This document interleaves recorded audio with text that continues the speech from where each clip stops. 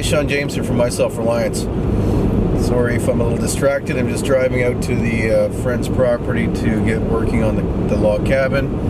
The other thing I'm going to do is go over my tools that I'm using to build the cabin, and also tools I'll use for other woodworking projects and for just living a life of self-reliance. I'm also going to show you how I chose the cabin site on this particular property, where I'm siting it, why, sun orientation, access to water, and so on, things like that. I've already cut down 50 trees since my last video, 50 spruce trees and some cedar trees. So I'm going to start limbing those and getting them out of the bush and over to the cabin site. I don't know how much of that will get done today, probably not much. They're all in a thick spruce forest. I've been cutting them down and trying to knock them right over. Of course, they're all hung up because they're growing close together, and they're just Norway spruce, so they're full of branches.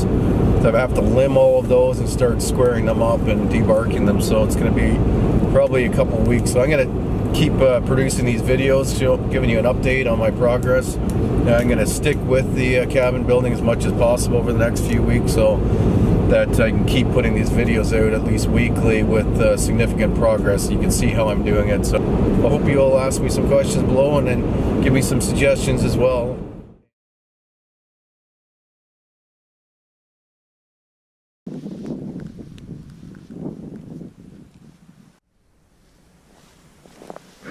It's really, I'm trying to decide what size cabin I'm going to build, and it's really going to be determined by the number and length of the straight trees that I can find. I'm in this cedar grove, and there's tons of trees, and there's some good sized ones as well.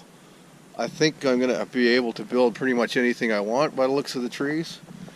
I'll take a walk around, see if I can find a building site that's that size that can accommodate a cabin that size.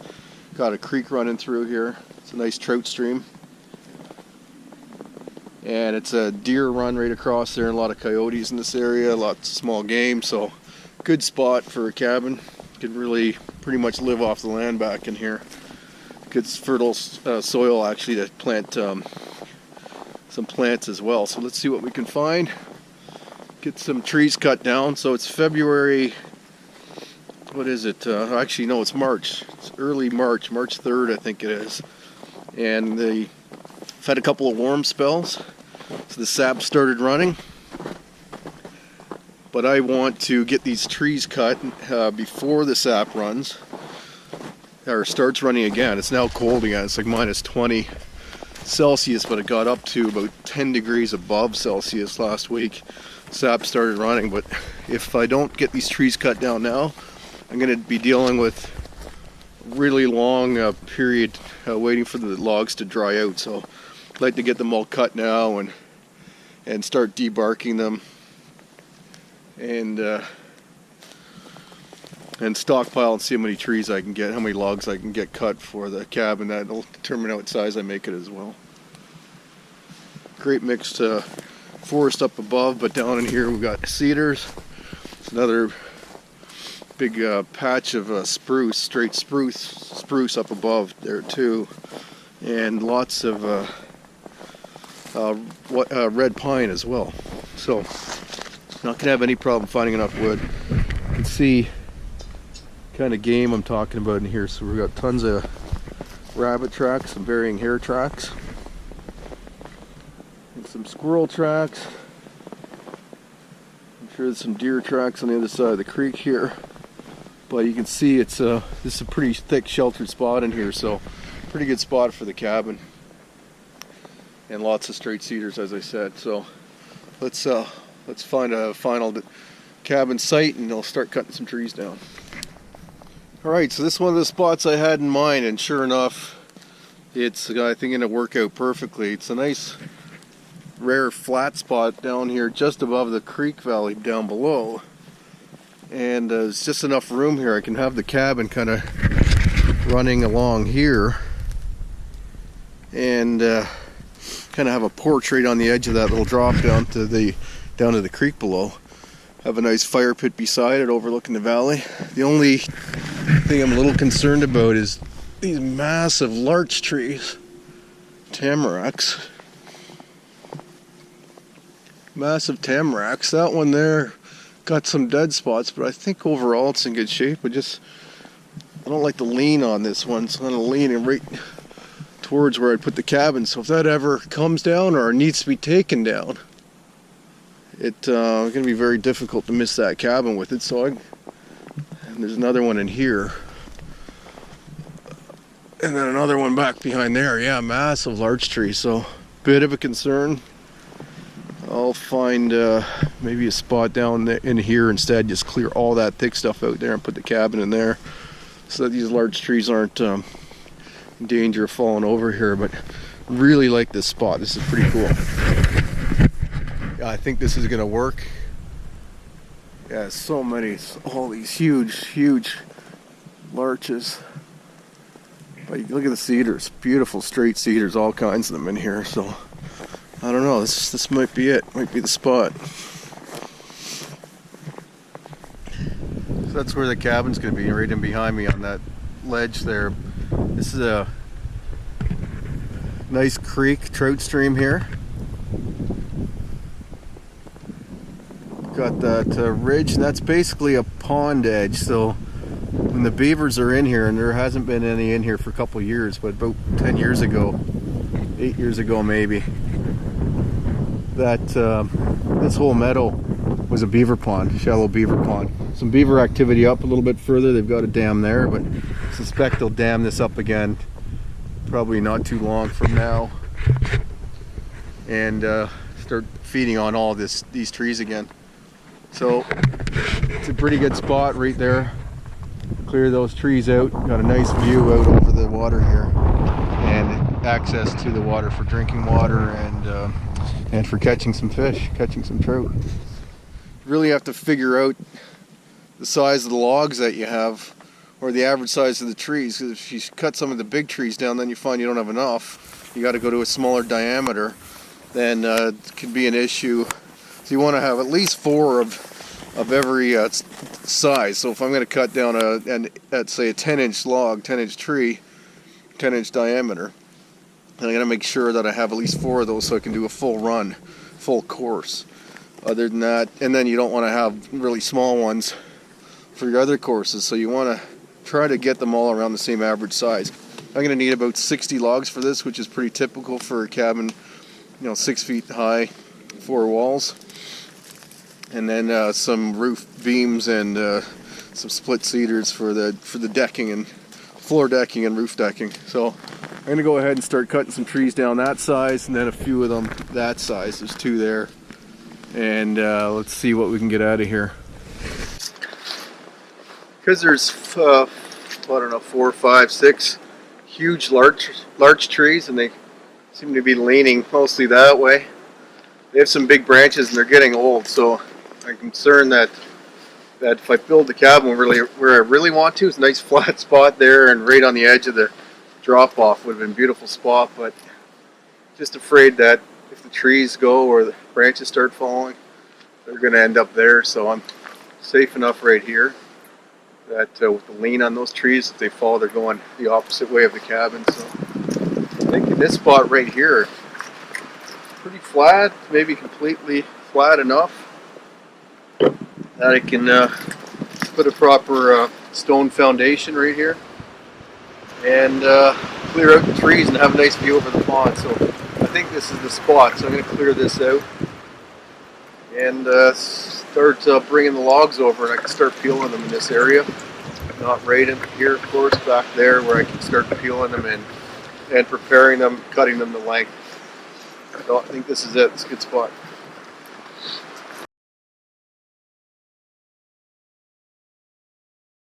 Hey guys, I'm out here in the woods working on the cabin, so I just want to quickly go over the tools that I'm using today and for the majority of the cabin build.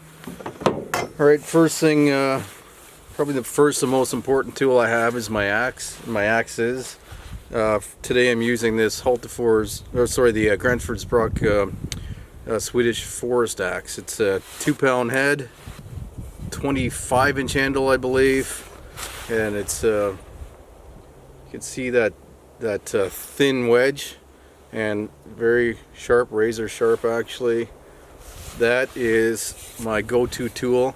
I've been felling trees down. I've taken maybe I don't know, maybe 10 of the trees I actually took down with the axe instead of the saw. Just because I had it with me and it was handy, and I'm limbing anyway, and so if it was a small enough diameter tree, I just continued on with the axe and cut that tree down. So invaluable tool. I could build that whole cabin with this if I had to, but I have other tools with me. I'll show you what those are. So 2-pound head axe, 25-inch handle, pretty versatile. I prefer to have my 30 or 36-inch handled axe with the 3-pound head, or at least my 2.5-pound head. I've got a whole bunch of axes, but this is the best quality one I have. The other one would be better for heavier work, but this does a good job for more versatility. Got my old 30-inch bow saw. I'm having a hard time finding decent blades for it, so this is like a benchmark blade. It's really too thin for the length of this handle, so you get a lot of twisting. It's hard to get a straight cut with it, so you have to not muscle through it. You got to let the saw do the work, just easy back and forth. And I've got some replacement blades for that, but does a great job for felling trees because there's no weight to it. So for horizontal cuts, it's pretty reasonable weight and length. So that is what I'm using for a lot of the cutting the trees down, and as well as for cutting the logs to length. I have my Agawam Canyon saw. It's just up there, so you've seen it in enough videos. I'll show it again later. That's only a 21-inch saw, so 21-inch blade, and it does a fine job on these smaller diameter trees and for some heavier limbing and for cutting these smaller diameter logs to length. So also a good tool. I have, I'll show you my hatchet. So I've got this little Hultafors here, 0.5 kilograms, so 1-pound head. It's quite a radius to that. So it's actually, I use it for skinning more than I use it for woodworking, but it's got that small handle and you can choke right up on it, and it's actually good for carving like this. So carving with your hand right at the axe and getting in tight to some tighter spots. So that's mainly what I use it for. It's not a little bit of limbing, but I don't like the length of it for limbing. I like the heavy duty mask on this though, the sheath. A lot better than the one that came with the Gransford's Brook axe. So handy little tool. What else I've got? Just picked this up at Lee Valley in Toronto, and it's a log carrier. So you just get that onto the log, and then when you lift up, it tightens up on it, and the points grip into the wood. So you just grab the end. So I'm pulling like a 15-foot log by say 6 or 8 inches. I can just latch onto the log with that and walk. So I'm not holding up against me, getting dirty and sappy, and having that slip out on me. And I can go full length, so it's down at the down at my side instead of up here around my waist. So a little shallower angle, so it drags across the ground better. I've got leather gloves. This kind of work, you should always be wearing leather gloves. I tend to, in the past, not use gloves. I like the dexterity of not having gloves on, but you really should have leather. Protects your hands from cuts and abrasions. So I'm doing so much heavy work and so much blade work that if I didn't do this, I'm sure I'd be hurting my hands. So wear these at all times. Speaking of safety gear, glasses. These are the Oakley flak jacket glasses, and I have the yellow shooting lenses in there. They're all scratched up. I'm going to order some new lenses for this, so I can just pop those in and then put shaded ones in for a bright day as well. So those are shatter resistant, so I actually use them for hunting as well. I'm wearing this heavy duty Gore-Tex jacket. It's a guide jacket, I think, from either Bass Pro or Cabela's, and it's pretty durable, like ripstop, so I'm going to try it out. I bought this thing years ago and haven't used it for any other purpose. I find it too heavy for like a canoe trip or something. It's good for late season like muskie fishing or something out on a boat, but as far as general use, I find it's too warm. So it's good for this. It's I don't know, it's just above zero, just above freezing, so just above 32 Fahrenheit, and it's really damp. We've got some rain coming in actually. It's March 5th, 6th, March 6th. And spring is coming, so you get those damp days, and the snow is starting to melt. So this is pretty decent. Underneath, I've got a Tilly vest. Again, it's good ripstop, durable material, so can handle the abrasion of the logs. and it's got tons of pockets, so I can keep my sharpening stone on me, and knife, and miscellaneous cloth for the camera and stuff like that in there. This hat, again, Tilly. You notice I wear a lot of Tilly products. This is the Tilly Outback, I think it is. It's an oiled cotton, so it is going to rain today, so that'll keep me dry. And I like it because it protects my eyes too. And I'm going through these thick spruce trees behind me. The branches are all dead on the bottom. They're really abrasive, so I just put my head down and kind of plow through, and this protects my ears and face from the branches. So I always wear that when I'm out here as well. Blades, I've got the, haven't used this gouge yet, but I do have Henry Taylor gouges that I've had for 25 years for carving, finer carving. Great gouges, great carving chisels. So this one is meant for big gouging, like gouging out the corner notches on the log. So I'll be using that a lot later when I start building the cabin. Nice wide, I think that's what, 1.5 inches or something wide. And it's got the collars, steel collars on there, and hardwood handles, so you can actually use a mallet to hammer that in. Got some older ones. I got a few like this that have been through the ringer. They're old antique ones actually, and I've used them for various carving, heavier carving as well. I need to touch those up. We got maybe 3 or 4 of those. For sharpening, I'll go through all my blades. So got this draw knife. I think it's Henry Taylor as well. Lee Valley. I bought that maybe 25 years ago too when I built the first cabin. Actually, that was for peeling logs, and I also use that for making bows, so self bows, like bow and arrow bow. And sitting on a drawing bench, carving bench, you can pull that towards you and strip off and remove layers down to the growth ring that you're looking for when you're making a bow, or for removing the bark off the log. So I'm going to be using that a lot. 50 or 60 logs I'll be debarking with that, and a big spud tool that I still have to pick up. I've got a push knife as well, or draw knife, depending on how you use it. This is actually an old Mora, same thing. I've had that for 25-30 years, and it's just smaller for finer work. Again, I use that mostly more for making my bows and arrows than I did for cabin, but it's good for finer work. When I get into making the furniture for the cabin, I'll probably use that for carving down notches and stuff in the mortise and tenons for the furniture. Is that it for cutting tools? I think it is. So for sharpening those cutting tools, I have an oil stone, whetstone. It's 1 inch by 2 inches by 6 inches. Got a coarse side and a fine side. Need to get that cleaned up. A little dirty, but it's a nice dual two-sided stone. I've had that for a long time, and looks brand new when it's cleaned up. Other stone, I've got this is a slipston grinding stone from Wetterlings. Actually, it comes with or you buy it with their axes, so carried on you at all times when you're doing this kind of work. You need to touch your axes and your knives up a lot, so that goes straight into my pocket, and I'll use that continually throughout the day.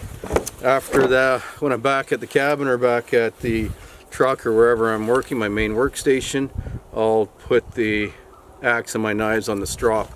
This is had this strop for a long time as well, two-sided on one side, and I've beat it up pretty bad by not just being careful with the knife, I guess.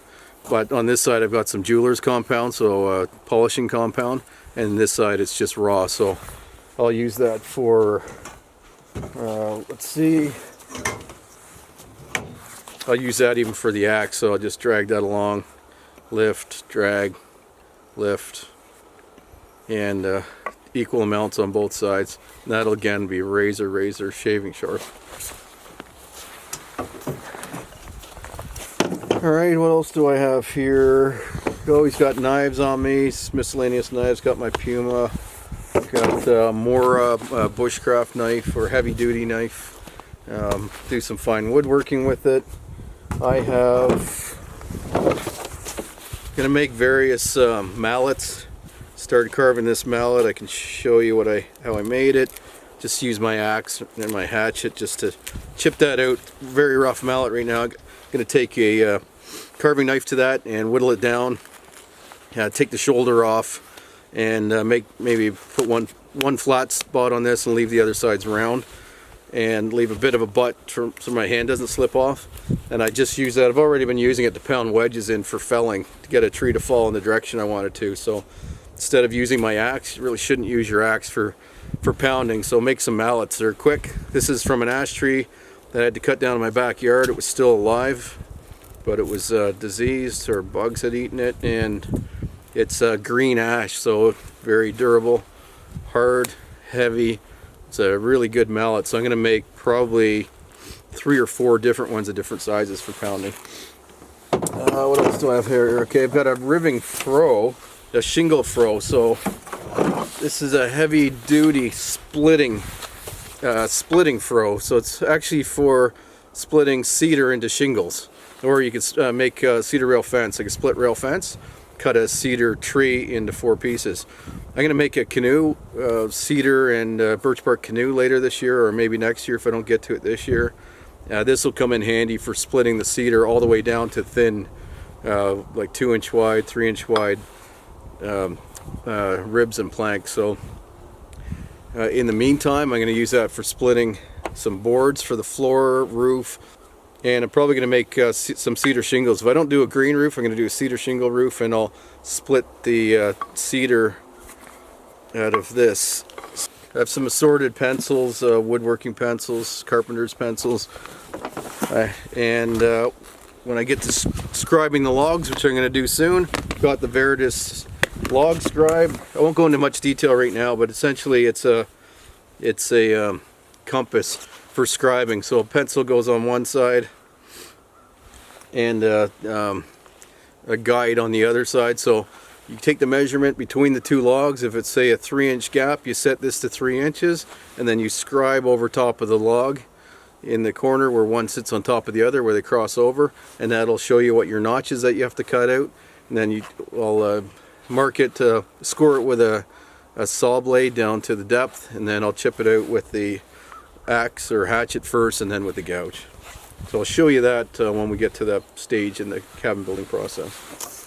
So in the back of the truck, I've always got this bag full of ropes. Got my little orange bag that I use full of paracord that goes in my camping kit. Got some ratchet straps, quite a few ratchet straps, and I've got a big 4-inch wide towing strap in the truck as well. I'm gonna have to get into these straps today for pulling these logs out.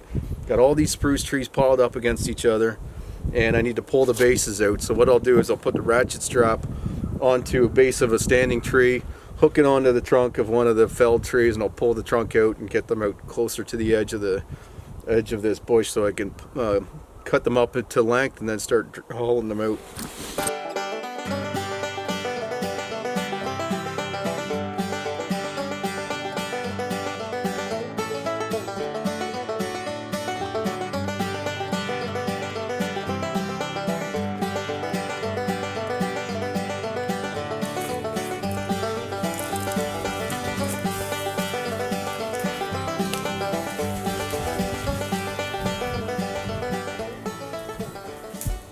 So I think that's it for today, guys. I'm gonna continue limbing these trees and just cutting them length, I think, and getting some of them out of the bush.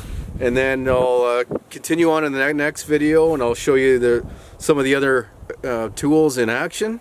And I'll start peeling the logs and getting them down to the site. So I'll get down there and show you the cabin site, and we'll go over the process of preparing the ground and preparing the foundation for the cabin that I'm going to build in that spot. So you're going to like that spot a lot. So stay tuned. Thanks for watching again, and if you have any questions, please ask them below. Don't forget to click on the link to the website. There's a lot more information there on the whole process. I'll give you links to the tools that I use. I'll give you links to other videos that I suggest watching if you are interested in doing this kind of thing. And in the description below also I'll give links to some of my other social media accounts that you can see what else I'm up to as well.